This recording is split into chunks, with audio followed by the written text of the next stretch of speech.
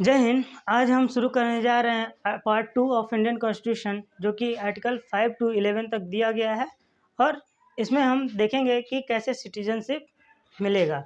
पहला article 5 citizenship by domicile. इसका मतलब सिटीजनशिप उनको मिलेगा जिनका रजिस्ट्रेशन क्या हो, इंडिया में हो, और वो इंडिया में परमानेंट रहने के विचार से इंडिया में रह रहे हों। ठीक है। पहला क्या है, domicile in India. Domicile in India हमने समझ लिया कि वो इंडिया में रह रहे हों, ठीक है, और उनका परमानेंट इंटेंशन हो कि वो यहीं पे रहेंगे, ठीक है। दूसरा क्या है, he is born in India, वह इंडिया में उनका जन्म हुआ हो। दूसरा, any of his parent are born in India. कोई भी उन दोनों दो कंडीशन हमने देख रहे हैं, पहला। दूसरा क्या है, एनी पेरेंट, मतलब दोनों में से कोई एक, माता भी हो सकते हैं, पिता भी हो सकते हैं, वो इंडिया में उनका क्या हुआ हो, जन्म हुआ हो। एनी ऑफ दिस बोला मतलब कोई एक भी हो सकता है और दोनों भी, ठीक है। तीसरा क्या है, resident in India for 5 year before commencement, मतलब कॉन्स्टिट्यूशन के कमेंस होने से पहले, मतलब commencement date of Indian constitution क्या है, 26 जनवरी 1950। 26 जनवरी 1950 को इंडियन कॉन्स्टिट्यूशन क्या हो गया था, कमेंस हो गया था, तभी तो हम रिपब्लिक हुए थे।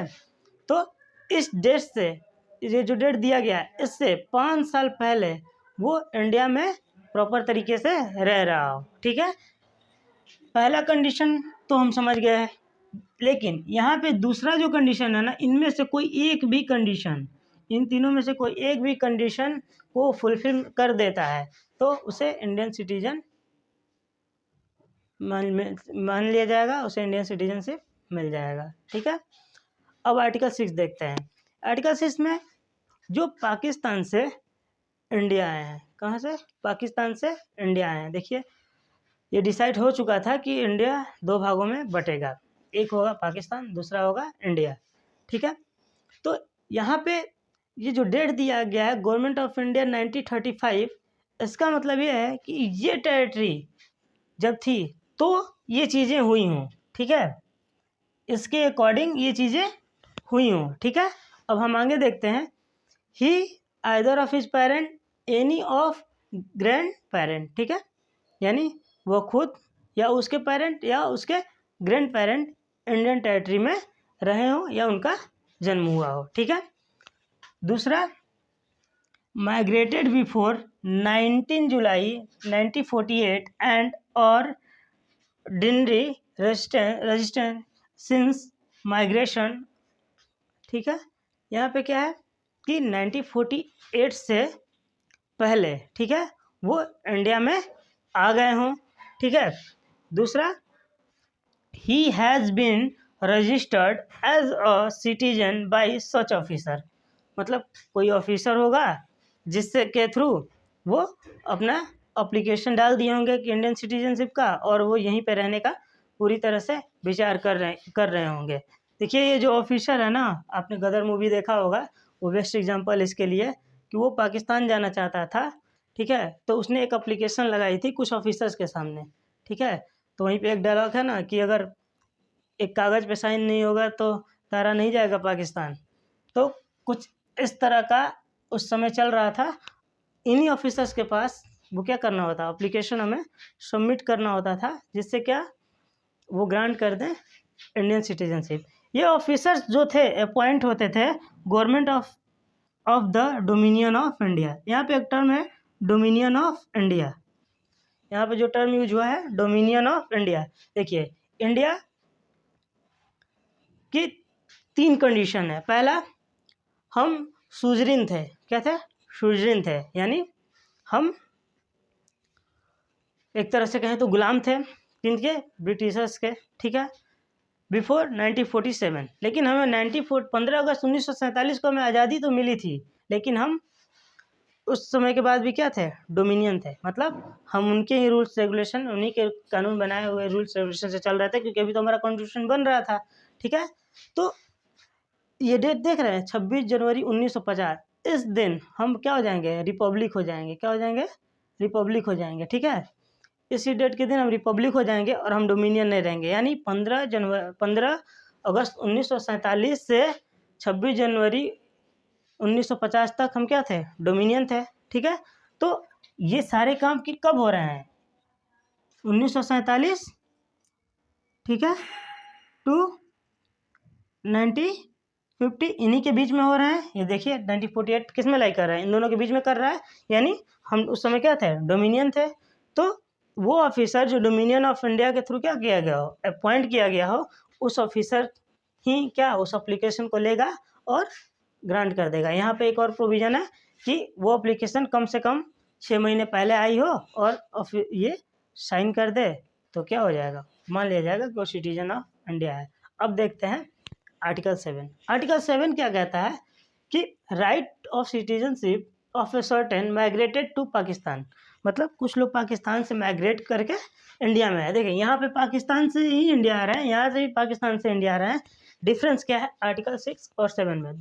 यहाँ पे क्या है, इंडिया से पाकिस्तान आ रहे हैं, ठीक है, यहाँ पे। लेकिन यहाँ से क्या है कि इंडिया से पाकिस्तान जा रहे हैं और अगेन कहाँ आ जा रहे हैं, इंडिया। मान लीजिए कि कुछ होंगे जो सोच रहे होंगे पाकिस्तान में अच्छा कंडीशन होगा तो वहाँ पे चले गए, लेकिन वहाँ इससे भी बुरी कंडीशन में वो देखे तो फिर विचार बना लिए कि हम कहाँ आएंगे, इंडिया के अंदर आएंगे। ठीक है, तो यहाँ पे जो इंडिया से पाकिस्तान माइग्रेट किए थे एंड अगेन फिर इंडिया में आ रहे हैं, उनकी बात हो रही है आर्टिकल 7 में। ठीक है, यहाँ पे एक डेट दिया गया है 1 मार्च 1947, मतलब 1 मार्च 1947 एक डेट दिया गया है यहाँ पे। इस डेट की ये अहमियत है कि इसी दिन परमिट किया गया था, इसको परमिट डे भी बोलते हैं। इसी दिन परमिट किया गया था कि अगर आपको ठीक नहीं लग रहा है तो आप इधर आ जाइए, उधर जिसको ठीक नहीं लग रहा है वो इधर आ जाइए, जिसके थ्रू कुछ लोग इंडिया में आ रहे थे। ठीक है, तो यहाँ पे इंडिया से पाकिस्तान गए, पाकिस्तान से इंडिया गए, इसका भी सेम कंडीशन है 6 वाला जो हमने पढ़ा था, he of father of parent any of grand parent, जो यहाँ पे बर्न किए हों या यहाँ पे रहे हों, ये कंडीशन, और दूसरा रजिस्ट्रेशन, दोनों का सेम कंडीशन अप्लाई होगा 7 वाले पे। बस इसमें क्या है कि इंडिया से पाकिस्तान गया हो और फिर पाकिस्तान से इंडिया आया हो। आर्टिकल 7 कंप्लीट होता है। अब आर्टिकल 8 देखते हैं। Citizenship of a person of India origin resident outside of India. ठीक है, अब यहाँ पे देखिए जो 8 प्रोविजन, 8वां नंबर का जो प्रोविजन है, जो आर्टिकल 8 है, यहाँ पे पाकिस्तान को बाहर कर देता है। किसको बाहर कर देता है? पाकिस्तान को।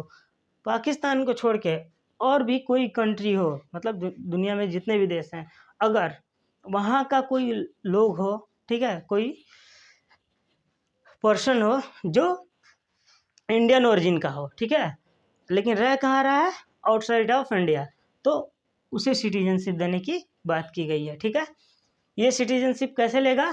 तो जो वहाँ पर डेवलपमेंट्स होंगे, हर कंट्री अपना डेवलपमेंट रखता है अदर्स कंट्री में, या काउंसलर रिप्रेजेंटेटिव ऑफ इंडिया, वहाँ या कोई काउंसलर रिप्रेजेंटेटिव ऑफ इंडिया है, उसे अपना एप्लीकेशन देगा और ये इनको ग्रांट करेंगे और ये फिर सिटीजनशिप ऑफ इंडिया पा जाएगा और ये जो बाहर रह रहा था वो इंडियन सिटीजन हो जाएगा। अब देखते हैं आर्टिकल 9। आर्टिकल 9 में है, अभी तक हम देख रहे थे सिटीजनशिप लेंगे लेंगे लेंगे एंड लेंगे। ठीक है, आर्टिकल 9 जो है ये क्या कहता है कि अगर वॉलेंटली, मतलब बिना किसी के दबाव में सिटीजनशिप ले लेता है वो किसी फॉरेन स्टेट का, फॉरेन स्टेट या फॉरेन कंट्री किसी भी, यहाँ पे मैंने इसलिए 2 टर्मोलॉजी यूज की कि पॉसिबिलिटी है कि वो अमेरिकन स्टेट का भी ले ले और अमेरिकन कंट्री का भी ले ले। ठीक है, तो यहाँ पे अगर वॉलेंट्री, अगर वो कोई सिटीजनशिप अडॉप्ट करता है तो यहाँ पर भी क्या होगा, उसका सिटीजनशिप इंडिया में चला जाएगा। मतलब डुअल सिटीजनशिप जो मैंने पढ़ाया था, सेंटर टू सेंटर पढ़ाया था, स्टेट टू सेंटर पढ़ा रहा था, तो ये सेंटर टू सेंटर का मामला आ जाएगा। ठीक है, मतलब कंट्री टू कंट्री का मामला आ जाएगा। अगर उसने किसी और कंट्री का सिटीजनशिप ले लिया है, मान लीजिए ये ए कंट्री है, ये बी कंट्री है, और ये यहाँ का सिटीजनशिप ले लेता है, तो यहाँ का सिटीजनशिप उसका अपने आप क्या हो जाएगा, ख़त्म हो जाएगा। ये आर्टिकल 9 बताता है। आर्टिकल 10 क्या है? कंटिन्यू ऑफ और राइट ऑफ सिटीजनशिप। ठीक है, जिन्हें सिटीजनशिप मिल रहा है उनके राइट्स को कंटिन्यू करने का प्रोविज़न जो है वो आर्टिकल 10 में है। पार्लियामेंट इसके लिए लॉ बना सकती है, लॉ पास कर सकती है, ठीक है। अब आर्टिकल 11 क्या है? Parliament can make law of citizenship after 26 जनवरी 1950, ठीक है। ये बोल रहा है कि 26 जनवरी 1950 क्या है, 26 जनवरी 1950 के बाद पार्लियामेंट के पास ये पावर होगा कि सिटीजनशिप को लेकर कोई भी लॉ बना सकती है। कौन? इंडियन पार्लियामेंट, ठीक है। वो इक्वेशन का भी हो सकता है और टर्मिनेशन का मतलब हो सकता है, ठीक है। टर्मिनेशन का भी हो सकता है। इसका मतलब क्या है कि जो पार्लियामेंट लॉ बनाएगी वो सिटीजनशिप के राइट्स को क्या कर सकती है? अवॉइड भी कर सकती है, टर्मिनेट भी कर सकती है, ठीक है, और इक्वेशन मतलब ग्रांट भी कर सकती है। तो ऐसे प्रोविजंस बनाए जाएंगे पार्लियामेंट के द्वारा। जस्ट कमिटमेंट के 5 साल बाद ही इंडियन पार्लियामेंट ने लॉ बना दिया सिटीजनशिप एक्ट 1955। मतलब 1950 के बाद जो भी लोग भारत में आएंगे या भारत में होंगे उनको सिटीजनशिप कैसे दिया जाएगा, उसके लिए सिटीजनशिप एक्ट 1955 बना दिया गया। अब हम अगले वीडियो में पढ़ेंगे सिटीजनशिप एक्ट 1955। आज के लिए इतना ही। Thank you.